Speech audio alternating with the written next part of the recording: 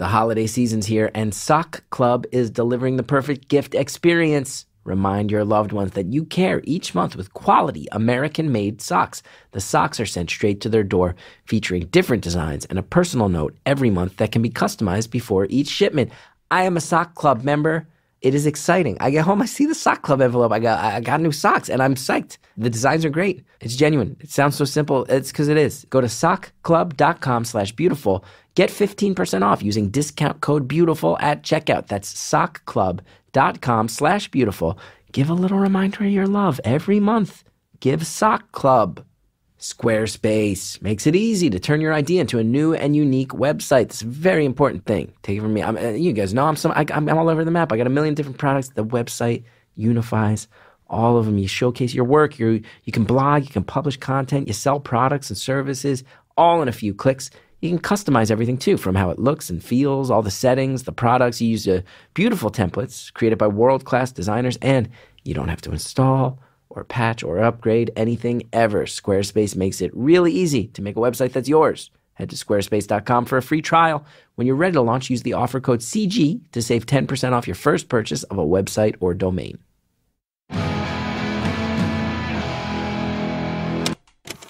Hello to everybody who's ever had a real bad time at Disney World. It's Beautiful Anonymous. 1 hour, one phone call, no names, no holds barred. I'd rather go one-on-one. I think it'll be more fun, and I'll get to know you, and you'll get to know me. Hello, everybody. Chris Gethard here. Welcome to Beautiful Anonymous. Another episode. This thing keeps trucking. It refuses to die. Yeah, actually, I don't know why I said that. It's by far the most stable, successful thing I've ever been a part of. It's just like a nice, peaceful, community-driven thing that I am very appreciative of, so thank you guys for being a part of it. The Chris Gethard Show is the thing that's always under threat of dying. Our last episode on True TV is this Thursday, and then we're off for 4 months. I get to take a break from that. You guys get to, I will no longer complain or beg in reference to the TV show. Thanks to everybody who supports the TV show.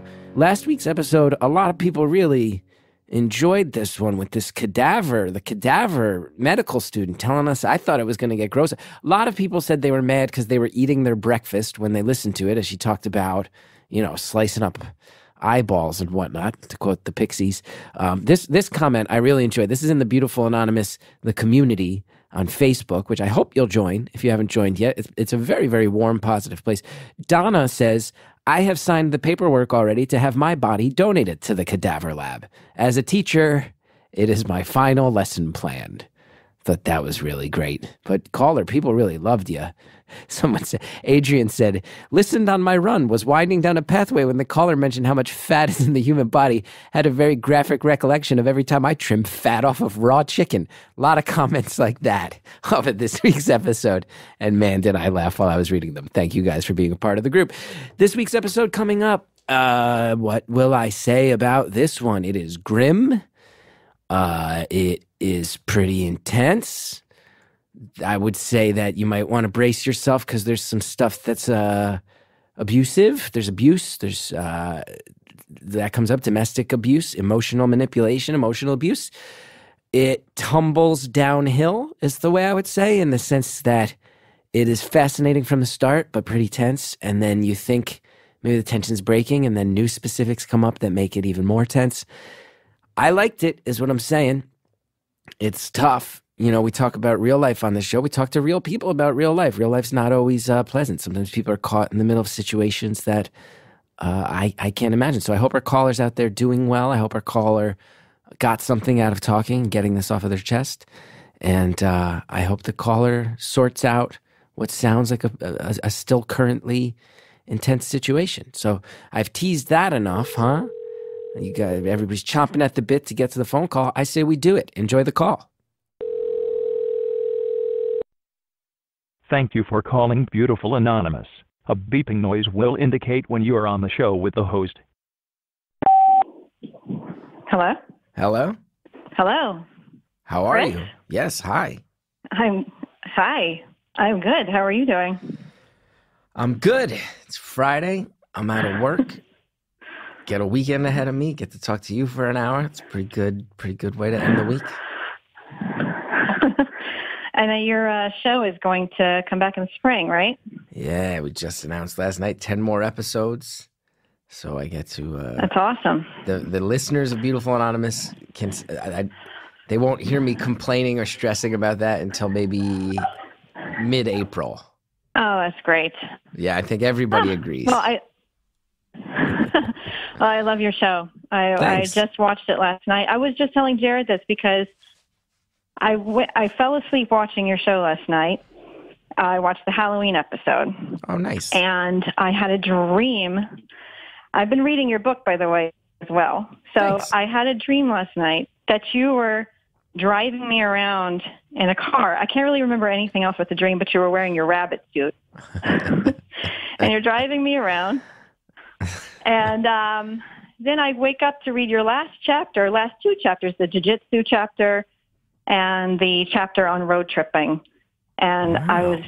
I was floored. I'm like, okay, I had a dream with Chris driving me around in the car. Last chapter is about road trips.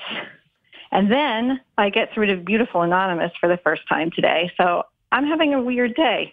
It feels very meant to me. And let me tell you something. You got through today. I think we're going to break our call-in record attempt. We've got over 13,000 call attempts right now, and you got through. So this was meant to be. I think so. I'd have to agree with that. Let me go out to my car. Can you still hear me? I can. Can you hear me? Okay, because you were breaking up. I just want to make sure. And plus, then you don't have to compete with my dogs who are barking. Is that what was going on? So. They're very loud dogs. There's a lot that goes on at my house. I have 4 girls. I have 4 daughters and 2 dogs. You have 4 daughters, 2 dogs. That's a packed house. It is. And I used to have a black cloud of a husband, and he's gone. Whoa. No, but... Whoa, wait, you just dropped that in. Just dropped a bomb right there. I have to say, this is really strange for me. I cannot believe I'm on the phone with you. It's gonna fly by. I have a feeling it is because I have a lot to say. So let me just get down to it. I just came from a therapy session, actually. But I have 4 daughters. My oldest is 16 and my youngest is 9. Wow. And I have to remember to keep this anonymous and not say names and stuff, right? So, yeah, and we'll bleep them if they come up. Yeah. Okay. I met my husband when I was 18 and basically, he was a very controlling person who was very manipulative and, gosh, I don't even know where to start with that. But I finally made it out of that.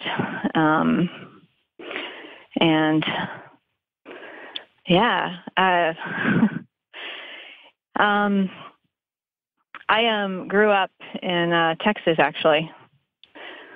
So, and I don't live there anymore. I'm not living there anymore. But I grew up in Texas. I grew up very poor. I basically used to play with roaches when I was a child. Whoa. Because there was nothing weird about that. What would you play with? What kind of games do you play with roaches? Well, as a little girl, my house was completely infested with roaches, and they would float in the bathtub when I was taking a bath, and I would try to save their lives by putting them on the washcloth and putting them on the side so that they wouldn't die. So that's the kind of game I played with roaches. Wow. I know, it's disgusting. It's more a bummer. That's a bummer. I mean, you're very nice trying to save the roaches, but hearing that about a little kid in a bathtub playing games with all the roaches, that's stark imagery. Yeah. I also we had to heat up water on the stove for our baths because we didn't have hot water heater for a very long time. So I grew up in this house where it was just disgusting all the time. Like my mother didn't clean the house. If I wanted to have friends over, I had to clean the house. My parents never told me that they loved me ever. I think the first time I heard it was when I went off to college. My mother said, "I love you," and I burst into tears because they had never said this to me before. I was that kind of upbringing where I basically raised myself. I was always like way above my years in age, like called like 3 going on 20 kind of thing. I was just always kind of a good girl who stayed out of the way and raised myself. I just, I'm a very intelligent person who made it out, I'd have to say. I knew that I did not want to stay in Texas. So the first person I meet who I feel is, I walk into my calculus class, and my calculus TA is who I ended up marrying. And why? Because he was so confident, and he was so smart, and I was immediately attracted to him. And he had a way of putting his hooks into me because I was he provided what I needed. All these years, I didn't have the love that I needed. I was constantly searching for a father figure or a parental figure, and he became this for me because suddenly I'm with someone who knows exactly what I should be doing, and he would tell me what I should be doing, and it was just refreshing for me. So he provided what I needed, and so it was a very compulsive relationship I was in with my husband. He manipulated me into believing over a very short time that I had to be having sex with him all the time, or, So in the end, it was like if I wasn't providing sex for him, or if he said no to sex, then I couldn't even go to sleep because something must be wrong. It was this kind of manipulative relationship where I always had to walk on eggshells watching what I said or what I did, or he'd be in bed for days or for at least a day because, well, now I can't function. Like now I can't function. I'm going to have to go to bed, and I don't know if I can get out of bed and work today. And that was my fault because of something stupid that I had said. So anyway, am I talking too much? I feel like I've not stopped talking. We got an hour to fill. We got an hour to fill. Talk for an hour. I'll just sit here and listen. So wait, how long were you married before you had your first daughter? Let's see. I was with him for 6 years before we got married. And then, let's see, my daughter's 16. So I was in medical school when I got married, and I dropped out of medical school because that just became too hard. I was commuting from the city out to, I'm about to say where I am. I was commuting 2 hours to go to medical school. Wow. And that just became impossible. That's just stupid. No one does this. All the other medical school students that I knew were able to study with each other and could, had that going for them. I was trying to study on the train, falling asleep. So after 2 years of medical school, I was completely burned out, and I dropped it to start having children. So I was probably only with my husband 2 years before I had my first daughter. Married 2 years. So I was married 2 years, yes, with him for 8. Yeah, and that's when the in-laws started to become ridiculously difficult, when we started having babies. And one good example of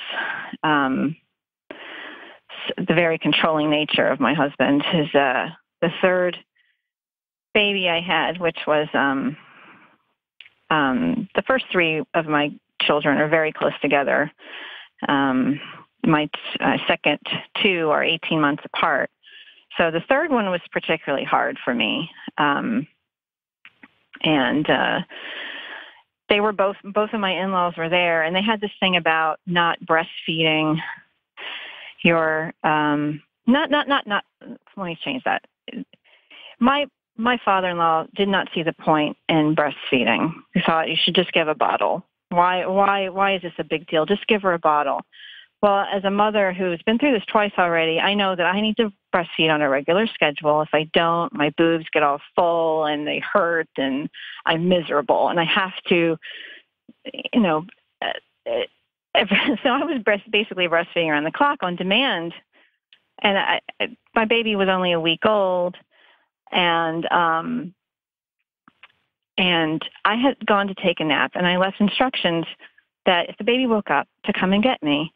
Well, I couldn't fall asleep. I'm laying there. I couldn't sleep anyway, but I realized it's been a really long time, and nobody's come to get me.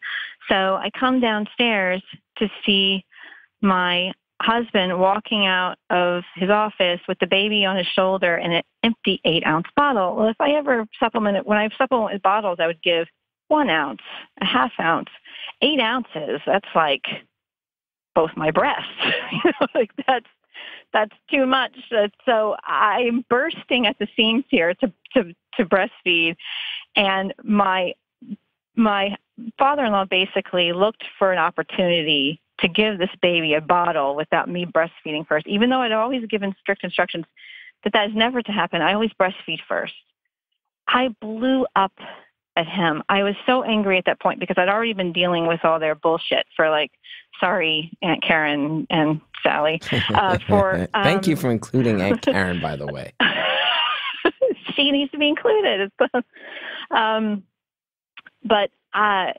So I freaked out on him. I did. I went ballistic. I was so angry because he did this on purpose. He knew this is not how I did things. He knew he was supposed to wake me up. Well, my husband felt like because I yelled at his father, he took me upstairs and threatened to leave me. He said, he basically told me he was going to divorce me unless I went downstairs and on my hands and knees apologized to his father. It's because I'm freaked out thinking my husband's going to leave me. I actually believed this.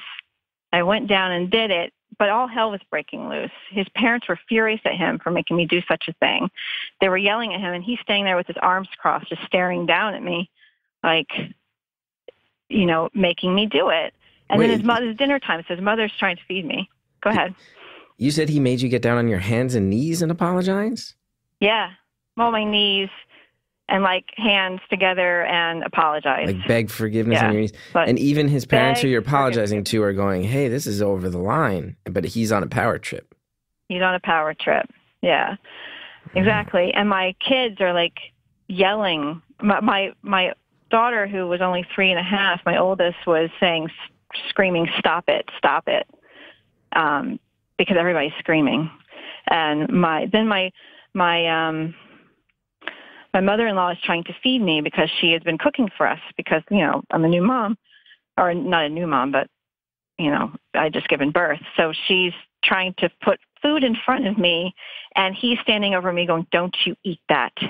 Don't you eat her food that she made for you. You don't deserve to eat that, something of this effect. And she's telling him to shut up and screaming at him in the language that they speak. And while my two older babies are in hysterics at this point. Did you say in the language that they speak? I don't want to give too much away. Oh no, that's okay. I'm just picturing a scene. So there's screaming in English. They're screaming in another language. There's random babies screaming. This is just chaos. It's absolute chaos. I feel at one point like I'm about to pass out because of the adrenaline rush that I'm getting from just the situation. He's also the kind of guy who, if someone was at the house, but he felt he had to speak to me about something, one time I was going to leave with a friend to go somewhere, and it would always be can I speak to you for a minute? With a stern voice, my friend, and I would look at my friend okay, I'm sorry, I'll be 1 minute. And I'd be gone for about 45 minutes while he, I don't know, lectured me on something because he would catch me at moments where I would have to agree with him on whatever it was, he knew I needed to go, so I had to agree with him to go. So that was his manipulative way of getting me to do that. He once talked to me for 20 hours straight over something. He lectured you for 20 only gave hours? me breaks. He would only give me breaks to go feed the girls and then come back up to talk more. So this is an abuser. Yeah, and this was, okay. Oh, totally. Emotionally, psychologically, not physically, but yes. Didn't ever get physical? No, not really. If anyone got physical, it was me, because especially towards the end there, I was just such an angry person that it didn't take much to send me over the edge for me to start beating the crap out of him. You did? You gave it to him a couple times. Of course. Whoa. Yeah. Yeah. So how? Okay. Yeah, towards the end there. So you grow up young. You grow up. It sounds like there's squalor, there's poverty, tough situation. Smart person, make your way out. Charismatic guy, position of authority. Finds it turns out he's an emotional abuser. Keeps you under his thumb. Yeah. He's trying to play all these games. How do you get out? How do you finally draw a line? Because that's not an easy one to get out on, and let alone when you got 4 kids. Not at all. It was not easy at all, and that is a really long story. So I'll get started. But first, I hate to laugh at that setup, but it was what a charming setup for something that promises to be one of the grimmest things I've ever heard. That feels like as good a point as any to pause, hit the pause button. Everybody take a breath. Everybody take a break. We got some ads coming up. And I know a lot of times during the more intense episodes of this podcast, people say, hey, these ads, they right in the middle of all this intensity, it's tough. I get it. Just remember that because of our sponsors, because of our advertisers, that's why the show gets out there for free and stories get shared. So I'm very grateful. We'll be right back with more phone call. Today's show is brought to you by Zelle. Zelle is a new way to send money to your friends and family from your banking app.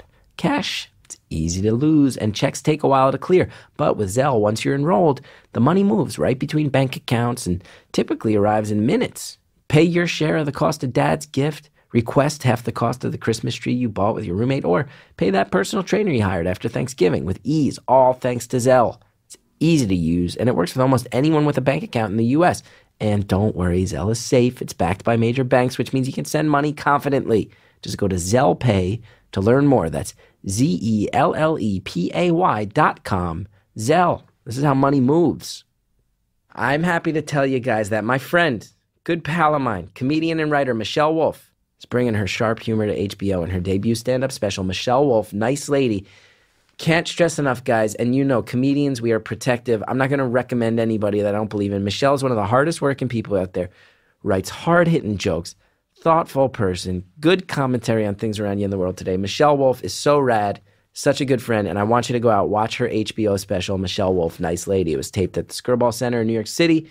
It hilariously showcases Michelle's signature voice. She takes on all sorts of topics, including surprising thoughts on feminism, always smart takes on that, the environment, how nature is sexist, the mystery surrounding public bathrooms, why Hillary Clinton could not be a nice lady, how it's easier to conceive a baby than to make a croissant, and more of life's everyday absurdities. Michelle's the best. There's a reason Vulture named her one of 50 comedians you should know in 2015. It's been hailed as one of the top 10 funniest women in NYC by Time Out New York, Rolling Stone's list of the 25 funniest people on Twitter right now, and has been selected as one of the new faces of comedy at the 2014 Just for Laughs Festival in Montreal. I'm telling you guys, all the ad copy aside, you're hearing it right now. This is just me talking to you. Michelle Wolf, great comic, great person. I think you'll love her. So excited for my friend Michelle. Make it to HBO. It's super cool. Tune in to see this Rising Stars stand-up comedy special, Michelle Wolf, Nice Lady, Saturday, December 2nd, 9 p.m., only on HBO. I'll be watching. I hope you do too. Thank you again to all of our sponsors. Now let's get back to the phone call. And that is a really long story, so I'll get started. But first, I hate to laugh at that setup, but it was what a charming setup for something that promises to be one of the grimmest things I've ever heard. Well, it started this way. I'll get real graphic here too, eventually, but if you want me to. Okay, how do I start this? We had a girlfriend. We decided to take on a girlfriend. And this is where everything really started to unravel, because that is never a good idea, first of all. But when you said you had a girlfriend. The two of us decided to take on a girlfriend. Oh, so this was not, I thought you meant like I had a girlfriend, like, oh, my friend Samantha. No, you mean like you guys, so you entered an open lifestyle sexually? Yes. I guess. Well, this is how it turned out. What really happened, I always wanted to do it as something that we try a couple of times for fun.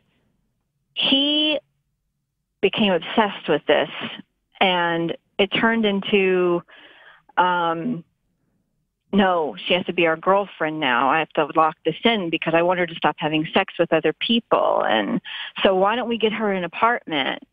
And so he really, and because he's so manipulative, I always felt like I couldn't really say no. And he would make it seem like it was such a good idea, this would work out. And even if I had reservations about it, it didn't, so of course I had reservations. I didn't think it was a good idea from the get-go, but I went along with it because that's the nature of my relationship with this man. And so we had a girlfriend who the girls, my girls, and this is so embarrassing. When I think about the girls in this, I'm like, what the hell was I doing? But I can't do that to myself now. It's in the past. But 4 girls, and they think that this woman is their babysitter. Well, she started out as their babysitter, and she's a young girl. And she becomes our girlfriend and goes on trips with us. She's here every weekend, and they just think of her as their babysitter who's over for the weekend. When you say young, how old is this girl? She was 24. Okay. I believe, and this was about 4 years ago. So we were in our just entering our 40s, and she was in her 20s. And it just went to hell. What I was witnessing was the two of them falling in love, basically, and me taking care of the kids, and lots and lots of hurtful things happened there.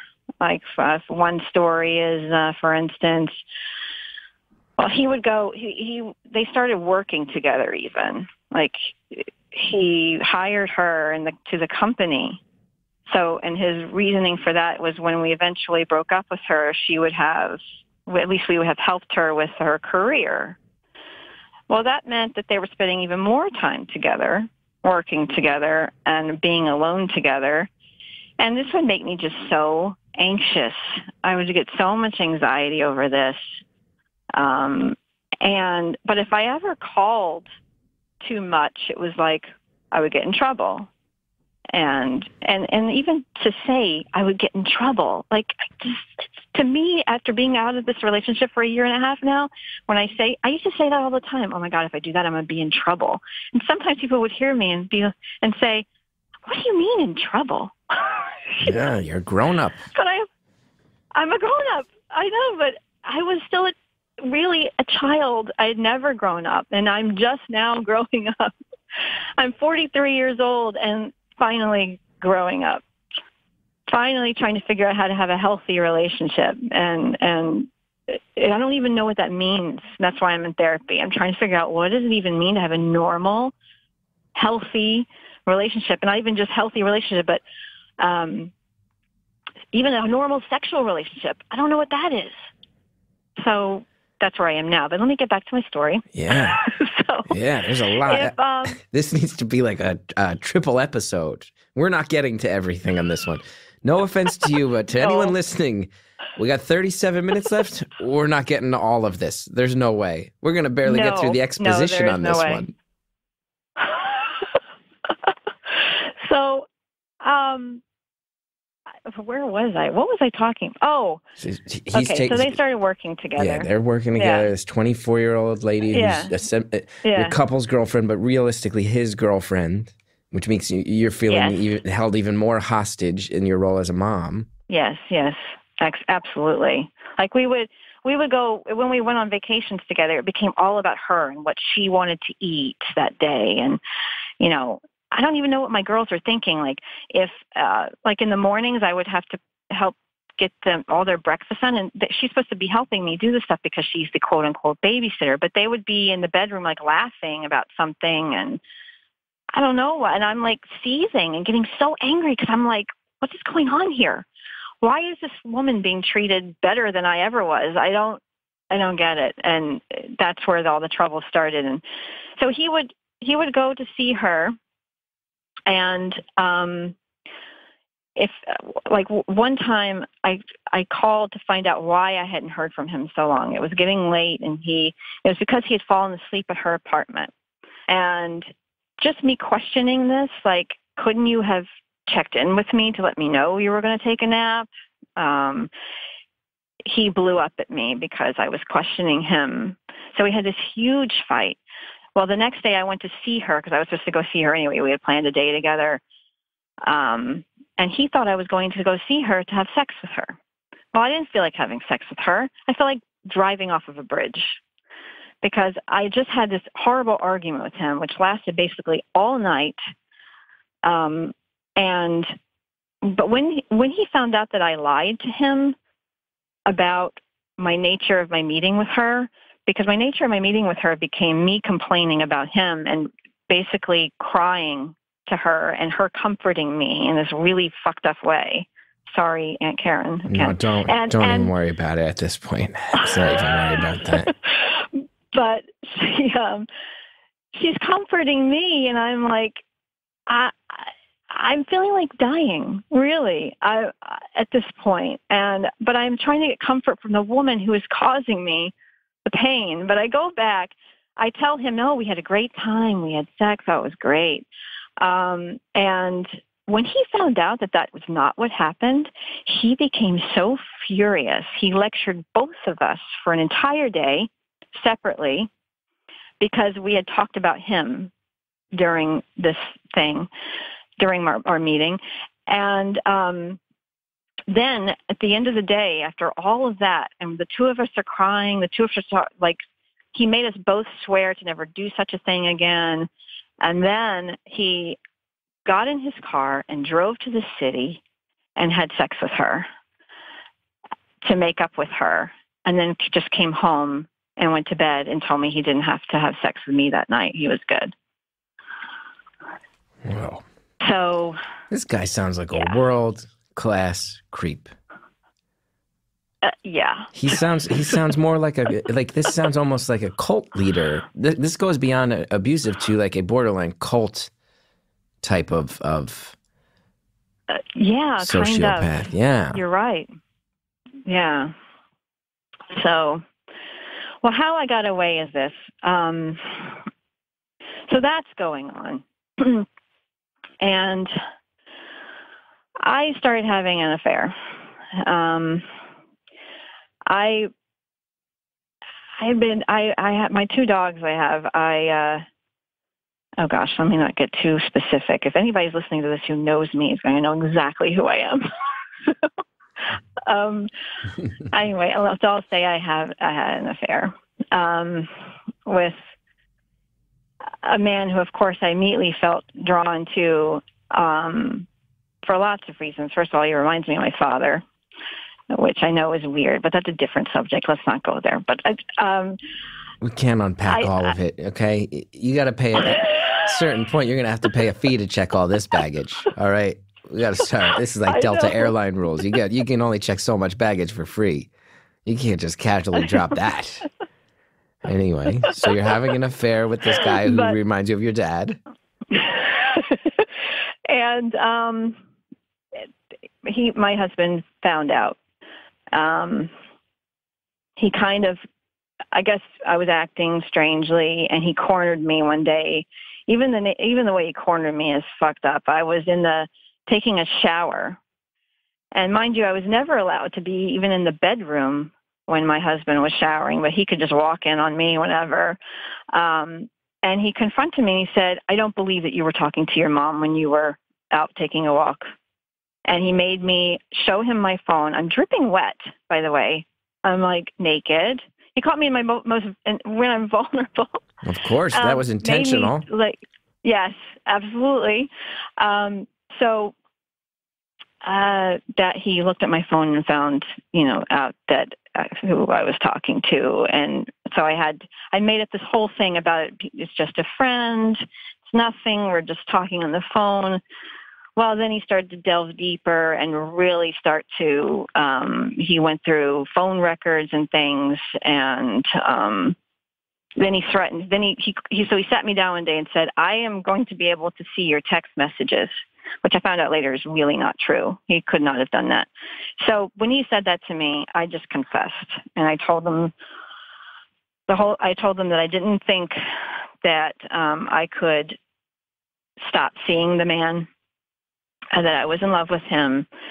And, of course, he was devastated. He, of course, this is probably the day that he talked to me for 20 hours. I can't really remember, but this may be the day. He forced me to end the relationship, basically. Well, I decided to. You can't really force, but it was, the whole abusive manipulation thing. And I broke it off with that guy, but that didn't last for long. Then it became more of I'm secretly seeing him. My husband is tracking my phone, doing crazy things like leaving my phone in my car so I can see him. And eventually it just became too much to where I just ended it with my husband. I told him one day when he had me, we were out to dinner, and he was, this was after I had confessed, and he knew that I had been having a sexual relationship with this man. And it was a couple months after that. And I was still seeing him. He didn't know, but I knew I was going to be ending it. It was just a matter of time. And I was actually waiting for the holidays to be over. And he said something to me about moving. He wanted to move and get me out of here. He just wanted to remove me from here. And that's when I can't even remember what he said. And I just was like, I'm done. And I got up and started walking down the streets and telling him it was over. And he's like chasing me down the street. And I'm like, it's over. That was the first separation. He left.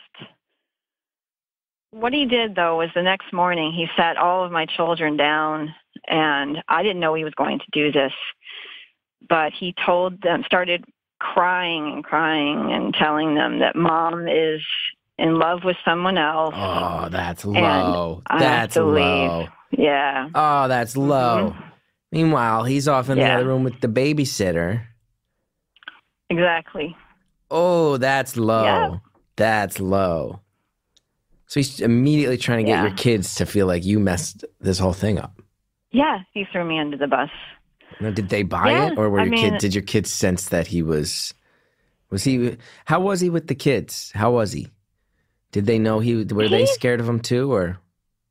Well, one of my second daughter is, in a way. She's the one who was most abused by him, I think. He's not.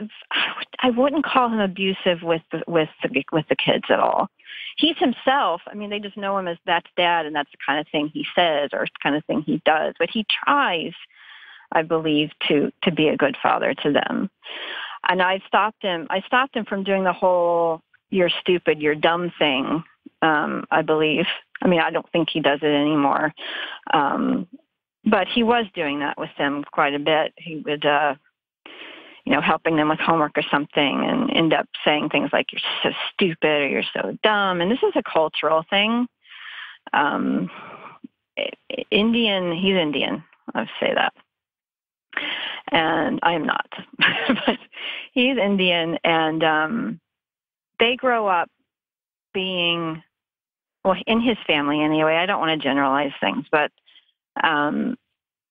if you're getting help with homework, and it's not uncommon to be slapped across the face if you get something wrong or you don't understand something.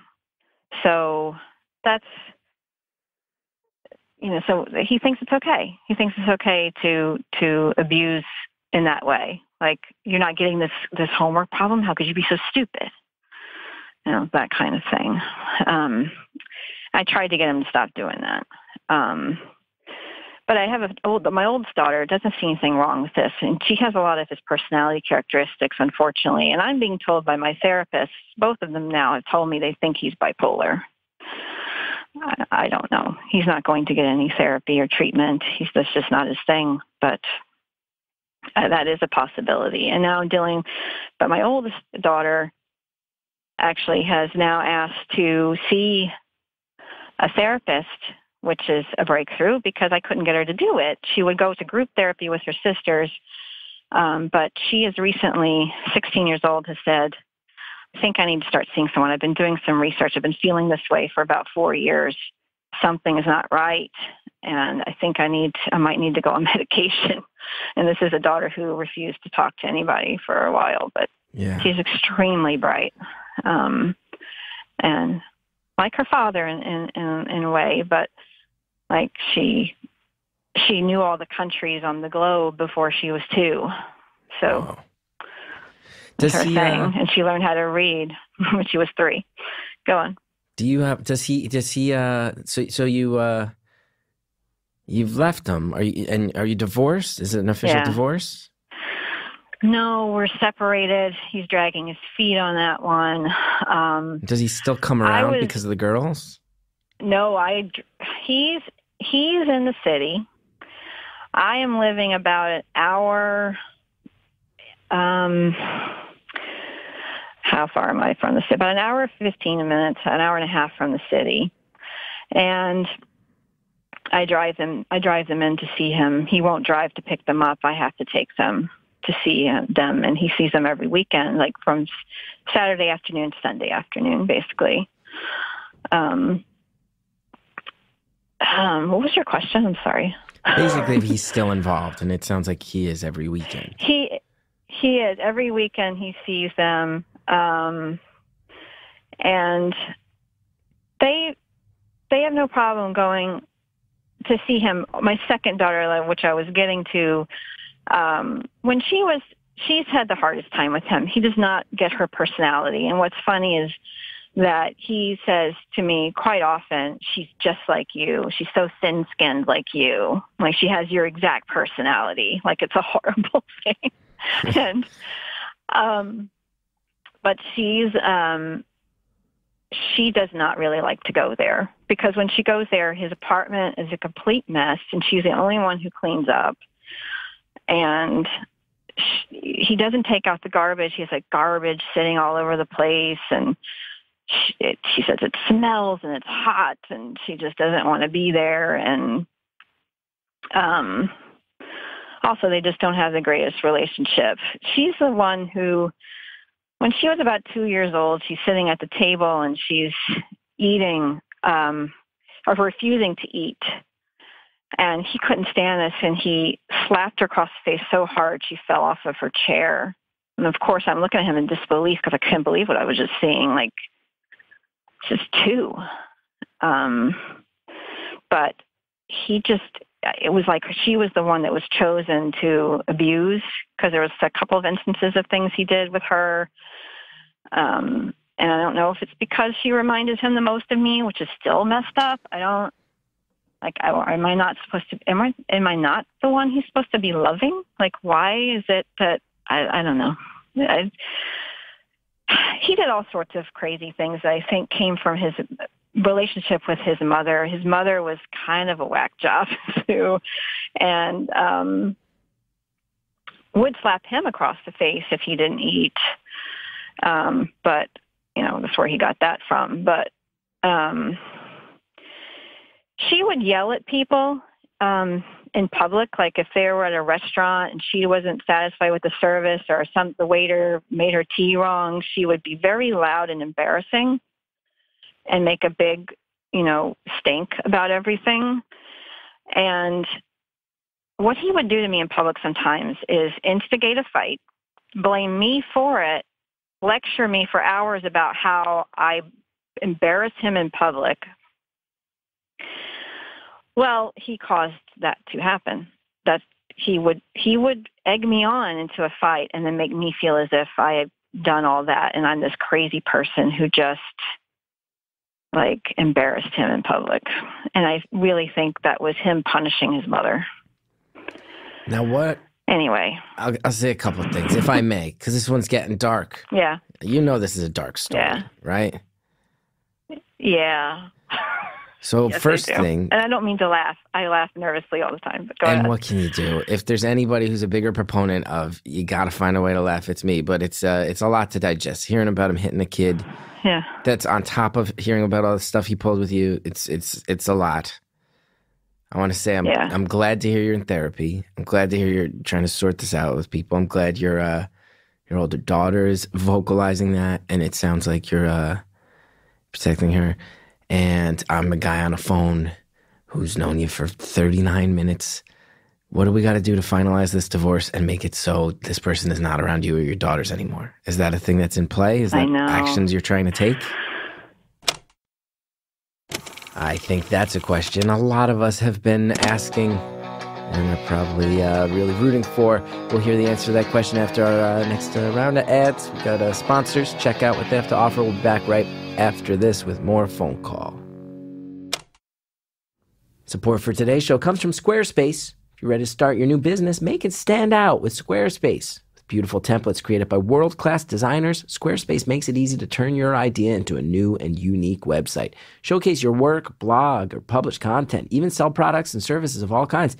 Just a few clicks. Customize everything from the look to the feel, settings, products. Use those beautiful templates that I mentioned before. They make it so easy. Plus, everything's optimized for mobile right out of the box, and that is key. That's key right there. You got to have the mobile devices all set up, and you can use Squarespace's analytics to help you grow in real time. Best of all, nothing to install or patch or upgrade ever, okay? They make it easy, which is great for a guy like me. Though if you do have a question, Squarespace has an award-winning 24/7 customer support. It's there to help. Future's coming. Make it brighter with Squarespace. Head to squarespace.com for a free trial. When you're ready to launch, use the offer code CG to save 10% off your first purchase of a website or domain. That's squarespace.com, offer code CG. Thanks again to all of our advertisers. Now let's finish off the phone call. What do we got to do to finalize this divorce and make it so this person is not around you or your daughters anymore? Is that a thing that's in play? Is that actions you're trying to take? Yes, I'm gonna after the holidays, I'm going to approach him and say it has to get done. I've been nice. I've been too nice. He's trying to get another company off the ground, and that's his excuse, that he's super busy and just does not have time to do it. And of course, he's going to try to. The first time we went through this, because we separated. The first time I went back to him just to be punished for another year, because I guess I hate my life. I don't know why I did that, but and I left him a second time. But the first time around, he convinced me not to get a lawyer. He had his lawyer. He claimed to save money. I don't need a lawyer. Everybody's telling me that's a horrible idea. You need a lawyer. And I'm like, why? We spend all this money. I can save money if I don't get a lawyer. Why do I really need a lawyer? I had this feeling I just didn't deserve one, really. And he was making me feel like I didn't. Well, I'm past that. I no longer believe that. I definitely am going to get a lawyer. He's going to try to talk me out of it, but that's ridiculous. Of course I need a lawyer. But I'm shivering because I left the house and I'm sitting in my car. So I'm going to go back in, but I'm on the phone. Yeah, no, go back in the house. The dogs and the kids. It's freezing. Yeah, it got very cold where I am today as well. Very cold. Yes. Hello, puppies. Hello. Actually, I only had two of the kids with me today, because the older two went to see their dad. And the other two are staying with me because they had a couple of days off from school, and so.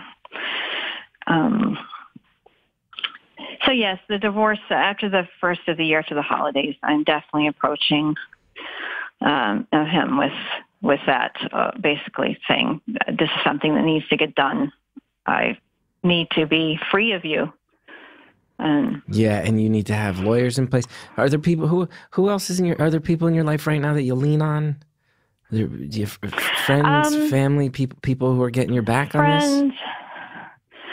Well, I have no family around here. I have a really awesome babysitter who's worked for me for 9 years, who helps me out still. Not that person I was talking about. Is she still around? Is this person is he still dating her? Oh no. Oh good. He tried to, but that ended very quickly, very badly. When we broke up the first time, he tried to date her. That did not work out. Yeah. So you have a babysitter, you have more of a support system? Yeah, I have a boyfriend, the same guy who I was having the affair with, divorced his wife. We made it back to each other. He's great. So he had been married too as well when you guys were hooking up? Yes. Yes. He was in a miserable marriage as well, and he ended that. And it's like a mountain goat song. We're just trying to figure out how to have a healthy relationship with each other, basically. But the first time I left my husband, and my kids were told, your mother's having an affair with this guy. And I had no intention of introducing my girls yet to this person because I didn't know where it was going to go.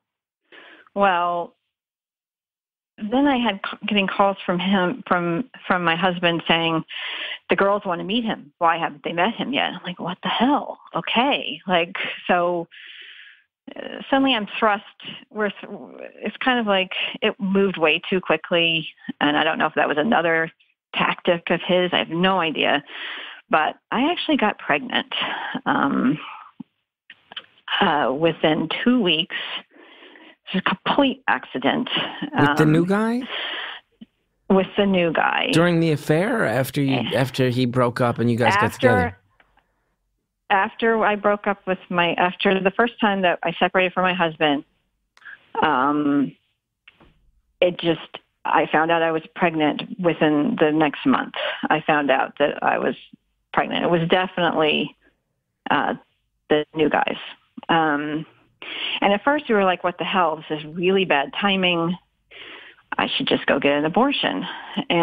But actually that's what he was thinking. I was thinking, yeah, it's bad timing, but I don't want to get an abortion. And I don't know. I have to sit on this. Well, I went to 13 weeks. The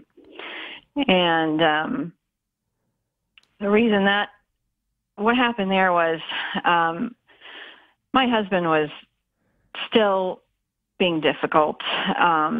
Texting me every once in a while was very abusive texts about what I had done to him and all this stuff. And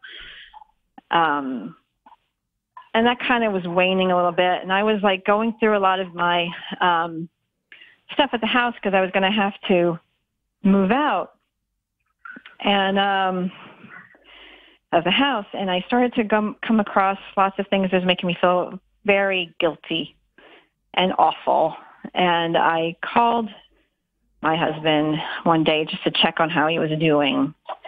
And he saw that as me feeling bad and as like, maybe she's going to change her mind. And he started calling me all the time and showing up at the house. And to get him to go away, I decided maybe I should tell him about this pregnancy and that I'm going through with it. And, that he needs to move on because I'm moving on and I'm going to do this.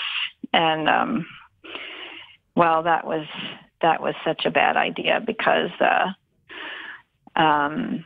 once I told him about that, it became all about how I'm ruining the girls' lives. He was sending me articles about how the baby was going to be autistic because of my age and because of my boyfriend's age, and just calling my friends and telling them that they had talked sense into me. And it just became too much. And I woke up one day and felt no connection to the new person I was with and was very unsure about what I was doing, and decided I had to give it one more shot. And I went back to him, but it was pure just torture for a year. He just was, basically it was just wanted to punish me for what I had done. Within the first month I went back to him, he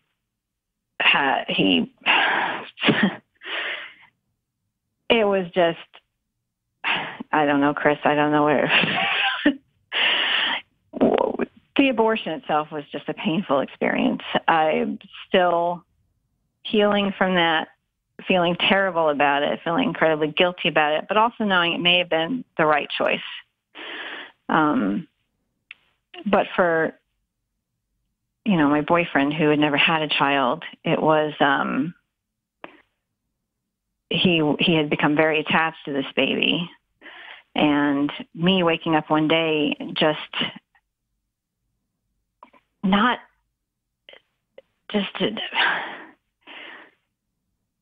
knowing, not being sure anymore, and feeling very afraid that I was making a very horrible mistake.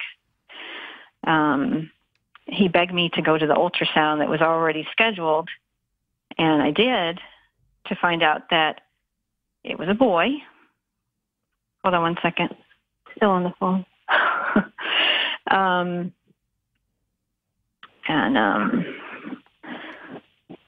Yeah, it was, it's just another thing to heal from, I guess. Wow. Okay. So I went back, within the first, so it was close to Valentine's Day when I went back. Well, my husband had already had a girlfriend who he had Valentine's Day plans with. So he told me he was going to be keeping those Valentine's Day plans. Oh, come on. I just remember, I know. And he made me believe that me even being upset about that was just ridiculous because of what I had done to him. He couldn't and it was just not nice to cancel plans with her when she was expecting to have this. And I know that makes no sense now, but at the time, and I knew it made no sense then, so I'm sitting there Valentine's Day watching TV, still pregnant, and going, I don't know. This is how brainwashed I was. So now, to me today, that makes no sense. But I was still under his spell in a way, or I was I had been so manipulated. I've been being with this person since I was 18. I just didn't know what it meant to have a normal relationship with someone. I didn't know what that was. So where I am in my life right now is basically it's I'm doing all this now, figuring out what it means to have a healthy relationship, because I never had it. I didn't even have it with my parents. So it's it's not easy. because I question everything. I wonder is this real? Is that real? I even went through a phase where I was just being way too attached to my current boyfriend and driving him crazy because I didn't know how to be.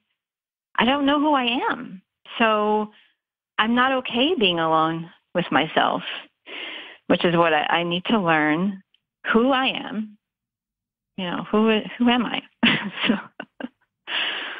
And I'm 43 and I have no freaking clue.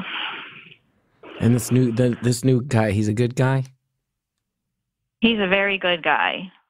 He's so patient with me. He knows what I've been through. He forgave me for all that crap that went down because he knew it really wasn't me.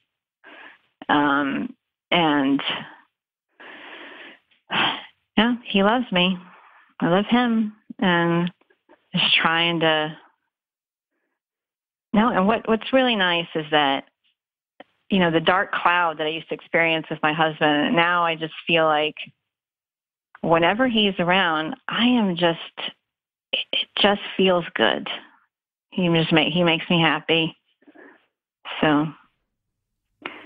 That's a good. Go ahead. That's a good, simple thing to have. It's simple. Yeah. Yes. Yeah. So. It's really funny that you were in my dream last night and you were driving me around in a car. I was dressed in a pink bunny suit. Exactly. With the hood down. So. When you started with that, I was like, man, this call, pretty weird. It's going to be a pretty weird call. I had no idea. I had no idea what I was in for. Yeah. It's 53 of the most intense minutes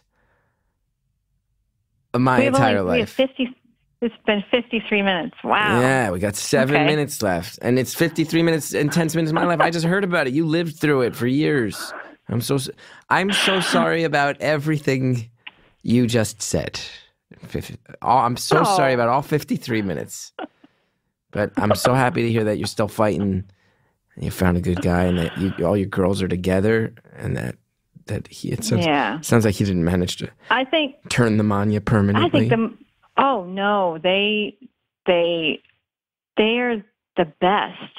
I don't know how else to describe them other than to say they are 4 wonderful girls who I think the most important thing I can teach them right now is to, if someone's making you feel bad, that's not okay. There's nothing okay about feeling bad about yourself. And if you're with someone who's making you feel bad about yourself, you can leave them. You can go. It's not normal. It's not normal. It's not normal for someone to be mean to you. So that's what I'm trying to convey to them now, which I never would have been able to done if I had stayed with my husband because I thought it was okay. I'm really glad. I'm really glad that you're taking the second chance and that you realize that. And you keep saying I'm 43, but I tell you in 2017, they can still be very young. And I'm glad you're giving yourself a chance to have a whole other era of life. I think that's really great. Yeah. Do they ever come around? Have any of the girls ever turned around and been like, hey, so let's deal with that babysitter we have? Have they brought it up? No. I think they must know something was strange. Because there was one fight in particular in Disney. You just took the happiest place and framed it in a fight. Okay, so you're in Disney. The babysitter's there. Right. There we have 2 bedrooms and so the girls are all in one bedroom and there's like a living area and then another bedroom. And then she was sleeping on one of those rollout beds in the living area. And then there was mom and dad's bedroom. And we had this huge fight where they had to have heard what we were saying. But I don't know. When I think back, one thing you talk about in your book a lot, which I really relate to, by the way, is anger. And the amount of anger I had by the end of all this, oh my God, I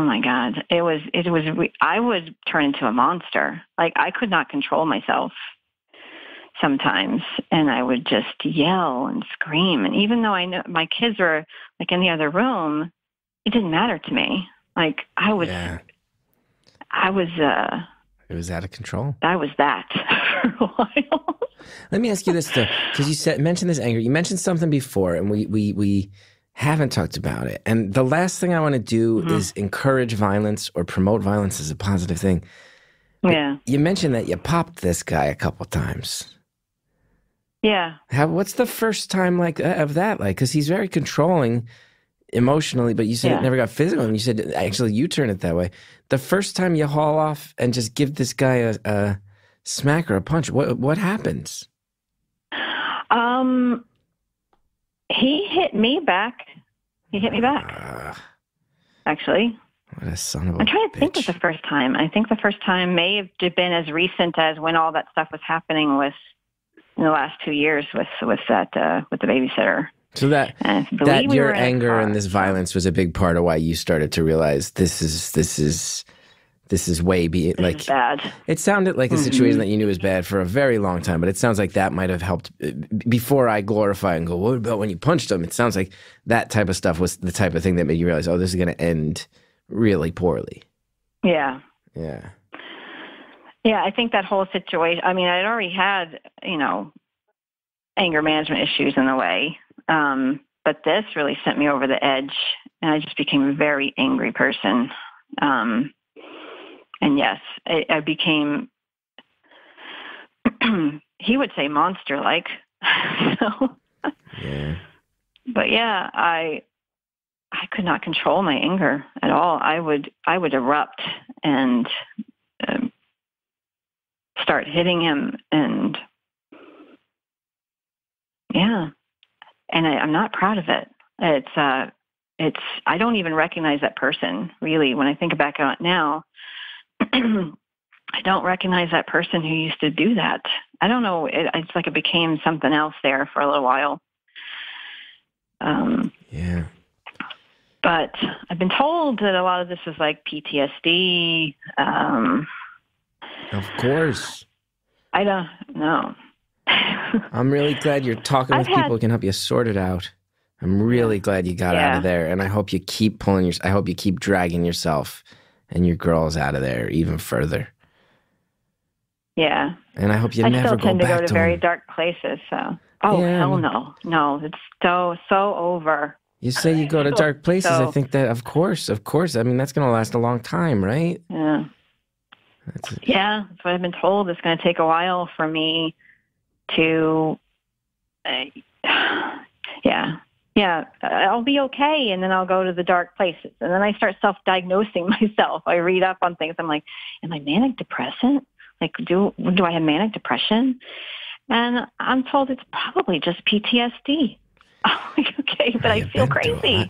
I mean, at the end of the day, whatever. The dark places in my head. It's whatever, whatever name or label you want to stick on it, you're doing the right thing by trying to be open about it and work on it. We got 30 seconds left. Can I just say... That's it?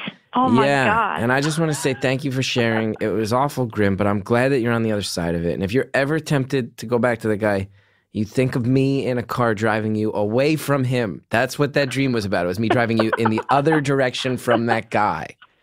That's what that dream was. Oh, that's beautiful. That's beautiful. Thank you. Thank you, Chris. And I send you all my love and luck to you and your girls, and I hope everything turns out okay. Thank you so much. Thank you for all you do. Caller, thank you so much for sharing and for keeping yourself safe and keeping your kids safe and for getting away from that guy who really infected a lot of your life with some bad stuff. So huge congrats to you. You're inspiring, and thank you for sharing. And my guess is there might be some people out there in situations akin to yours that are maybe hearing your words and realizing I can get out too. And I think that that's Such a beautiful thing. Thank you for it. Thank you to Jared O'Connell, to Harry Nelson in the booth. This was for all of us. There was a lot of shared, intense eye contact as we all were rooting so hard for our caller today. Thank you, fellas, as always, for getting me through this. The Reverend John Delora Greta Cohn built this show in the early days. Shellshag, thank you for the intro music. Want to know about me when I'm on the road? Oh, who cares? On a day like this, who cares? You go, it's chrisgethard.com. Who cares? Rate, review, subscribe on Apple Podcasts, but really, who cares? Hug the people you love.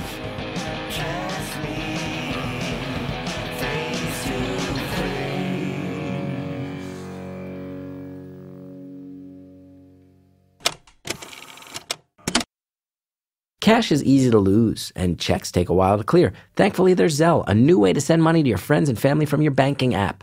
Once you're enrolled, the money moves right between almost any U.S. bank accounts and typically arrives in minutes. Plus, it's backed by major banks, which means you can send money confidently. Just go to ZellePay.com to learn more.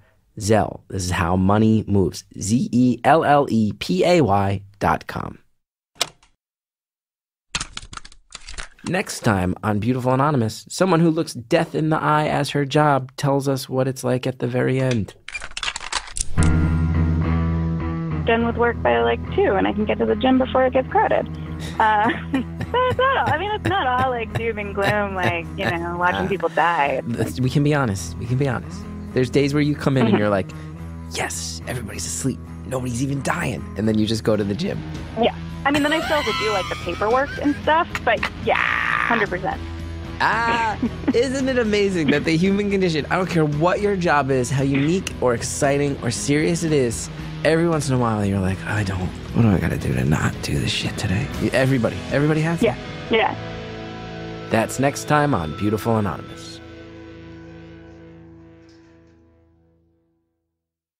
Earwolf is now on the Amazon Echo. They just released a new skill for the Echo smart speaker called Daily Earwolf. Now you can ask Alexa to play the funniest moments from your favorite Earwolf shows. Just download the Daily Earwolf skill from Amazon's Skill Store. And if you're a fan of Hello from the Magic Tavern, and who isn't, you can also download Magic Tavern Adventure. That sounds wonderful. It's a special interactive episode we did of Hello from the Magic Tavern where you can affect the choices we make in the podcast. I don't think anyone can affect my choices. I want to interactive. No, Chunt, you interact. It just means that. Yeah, I want to interactive. Where's the door? So if you're listening to this right now and you want to say, Chunt, I wish you were not having this misunderstanding, you could yell that at your Amazon Echo and it would happen. Finally, you, dear listener, can help us choose our own adventure. Download these awesome new skills, and remember, you can play any Earwolf podcast right from your Echo. New skills, time to level up. New skills, time to level up. Level up. I'm bad at being an Echo.